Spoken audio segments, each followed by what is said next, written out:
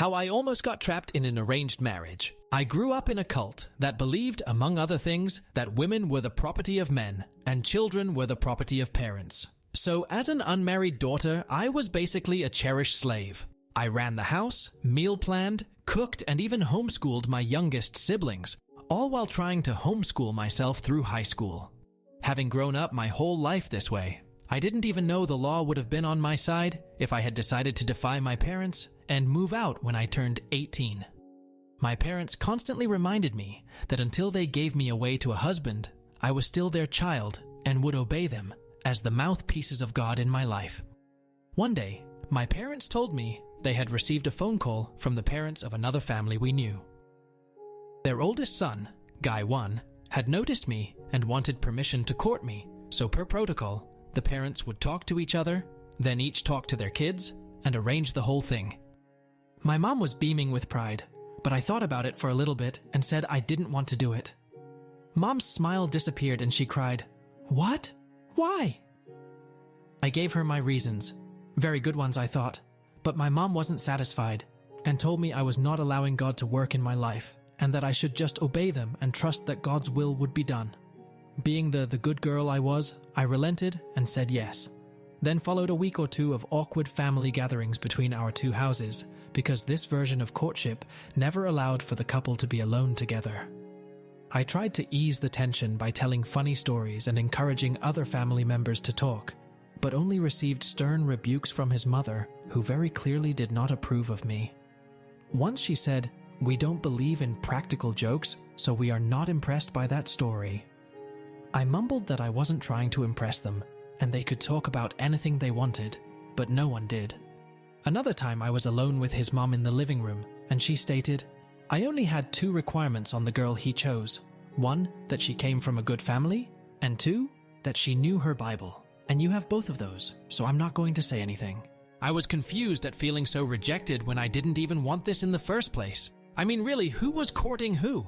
Then I got a job offer as the church receptionist, and my parents told me his parents had called them again and said they did not approve of women working outside the home and didn't want me to take the job. We believed the same way, except it was after the woman was a mother. Before she had kids, it was up to her father or husband whether or not she could work someplace else. This being a strange situation where my father allowed it, but the guy I was courting didn't. My parents told me to call him and get his permission too. I thought that phone call went well. He basically said he was not my husband yet, and I should follow my own family's rules. He didn't mind and was okay with it, so I happily accepted the job. The next day, my parents told me his parents had called and canceled the whole relationship. It felt weird to get dumped without ever hearing from the guy dumping me, but it solved my problem, and I moved on a little confused and definitely not in the mood for anyone else to court me. 2 years later, at 19, I still wasn't married. Shocker. And his family thought that meant God was saving me for him. The whole scenario repeated itself, but this time, my dad insisted that the guy court him first, so he could decide if he was even good enough for me before my heart got broken again. My dad told them until he made a decision one way or the other, he did not want any of them to contact me and tell me what was going on. The guy decided no contact couldn't possibly mean letters, so he wrote me a 5-page apology for dumping me 2 years before, and confessing that he had been falling in love with me, and wanted to know if it was worth his time to even get to know my dad. My parents saw his name on the envelope and confiscated the letter, before finally deciding it was too late, and they explained the whole thing. I was honestly insulted that a guy I had barely seen in 2 years would say he loved me, but doubt if it was worth his time to follow my family's requirements to court me. Especially after the last time he tried it, his family made me feel like trash. We agreed to meet at a local restaurant and agree on the terms of the relationship and decide if we even wanted to try it again. I sat on one side of the table with my parents on either side of me. He sat on the other side with his parents on either side of him. It felt like we had lawyers.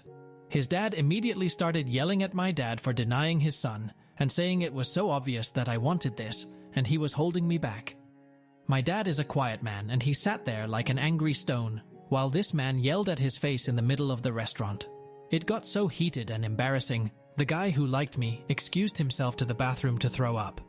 While he was gone, his dad also said if we didn't accept his son, there might never be another guy to come along and marry me.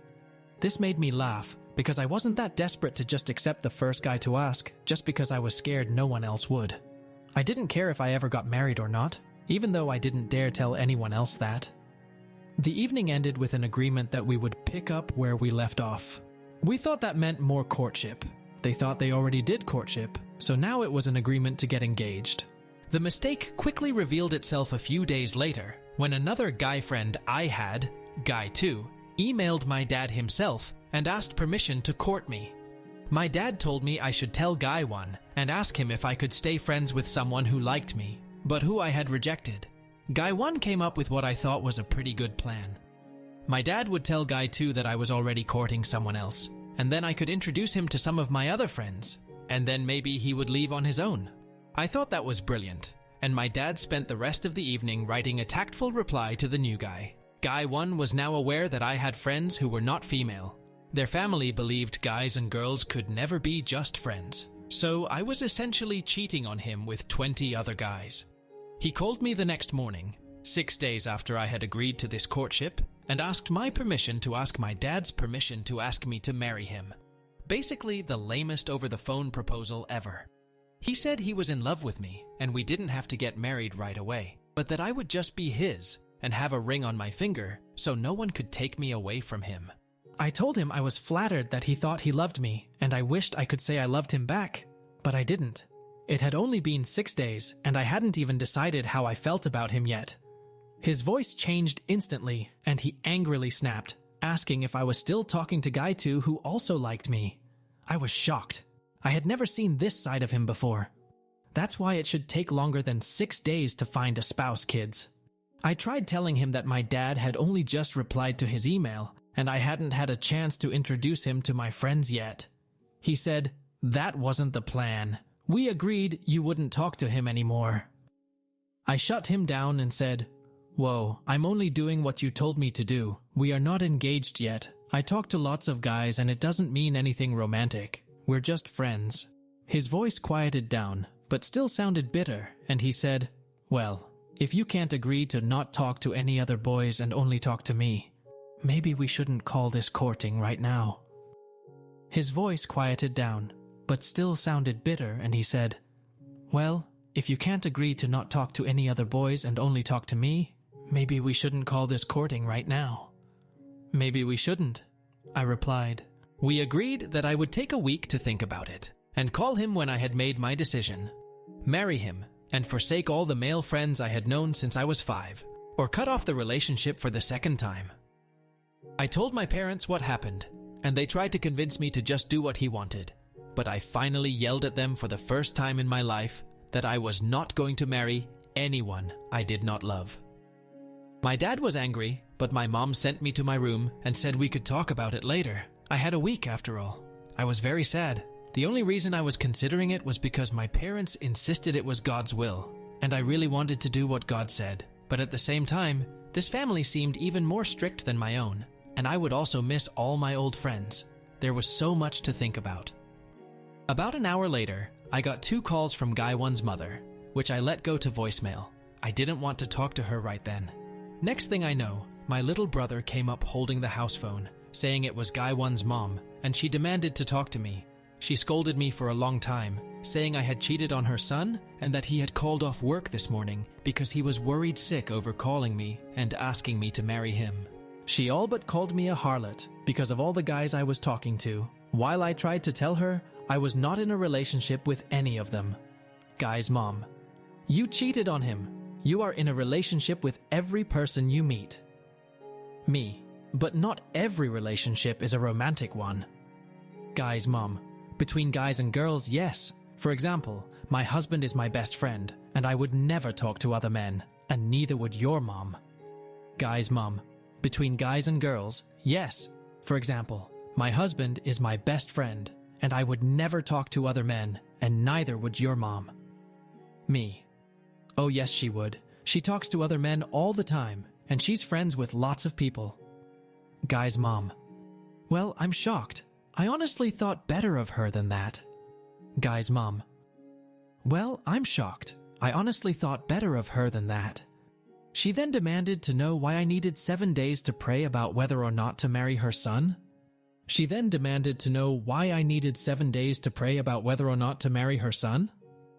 Guy's mom: God doesn't take that long to answer prayer. It sounds like you already know how you feel, and you're just too scared to say it. It should take a day or two at the most. Me: look, your son agreed to let me have a week. If he can't do that, then the answer is no. Guy's mom: well, let's not be too hasty. I thought, who's being hasty? I wanted a week. She then told me she would go talk to her son and her husband and see what they wanted to do. I hung up the phone and threw it across the room. I had never been accused of anything like that before, and I curled up in a ball and cried. My mom heard me and came to see what was wrong. When I told her everything that horrible woman said to me, and I stated firmly that I never wanted to see anyone from that family again, she called my dad up, and he was angry about me being accused of being a harlot with all these boys, but told me I was not allowed to make my decision until a week was up, because that was what I had agreed to. I just silently told myself they could all think what they wanted, but I knew my answer was no, and it would still be no a week from now. He called the family back and told them none of them were to contact me in any way, shape, or form for the whole week, and when I had made my decision, he would call them and let them know what it was. They were angry, but they never contacted me again. Almost 2 years later, I married the new guy, Guy 2, who had emailed my dad. Remember him? He was not a member of our cult and taught me how to think for myself.